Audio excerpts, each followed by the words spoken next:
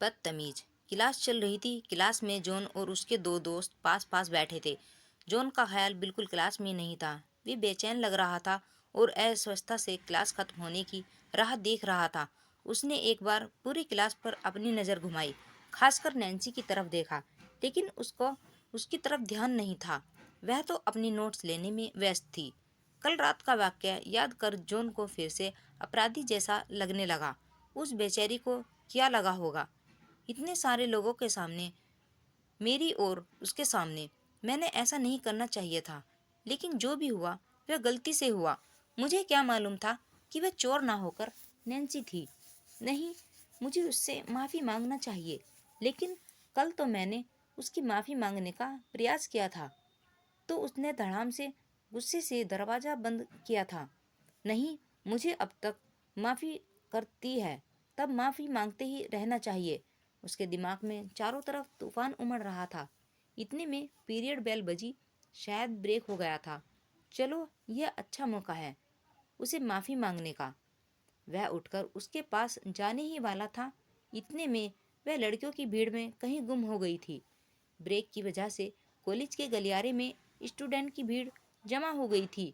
छोटे छोटे समूह बनाकर गोलगप्पे मारते हुए स्टूडेंट अब सब तरफ फैल गए थे और सब भीड़ के रास्ता निकलते हुए जॉन और उसके दो दोस्त उस भीड़ में से नैन्सी को ढूंढ रहे थे। कहाँ गई?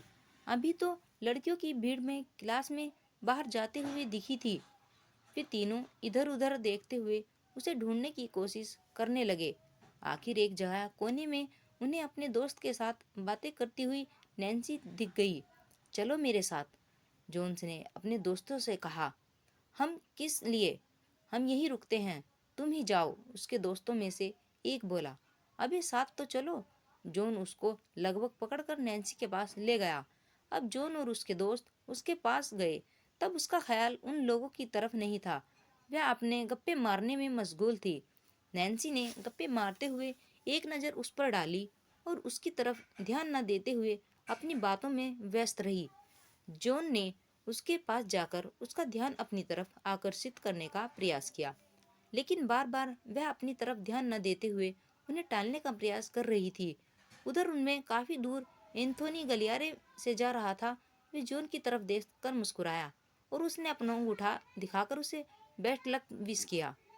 Nancy, I am sorry. John को इतने लड़कों लड़कियों की भीड़ में शर्म भी आ रही थी, लेकिन फिर भी ढाढ़स बांधते हुए उसने कहा। नैन्सी ने एक कैजुअल नैन्सी ने एक कैजुअल नज़र उस पर डाली।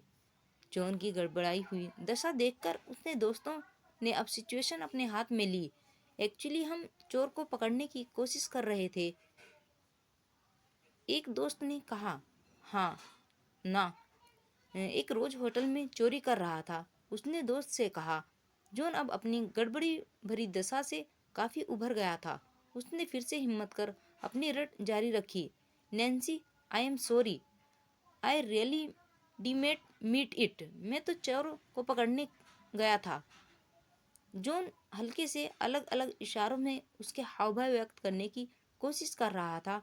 वह क्या बोल रहा था और क्या इशारा करने की कोशिश कर रहा था उसको समझ नहीं आ रहा था, लेकिन वह एक हाव भाव की पोजीशन में रुका और वह रुककर उसके ख्याल में आया कि भले ही स्पर्श ना कर रहे हो, लेकिन उसके दोनों हाथ फिर से नैन्सी के रोजों के आसपास थे।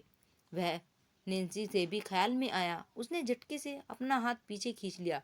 इससे भरोसे गुस्से से भरा एक कचार से उससे ऊपर डाला और फिर से एक जोरदार चाटा उसके गाल पर चढ़कर चिढ़कर बोली, बदतमीज। इससे पहले कि जॉन फिर से संभल कर कुछ बोले, वह गुस्से से पैर पटकती हुई वहां से चली गई। जब होश में आया तो वह दूर जा चुकी थी और जॉन अपना गाल सहलाते हुए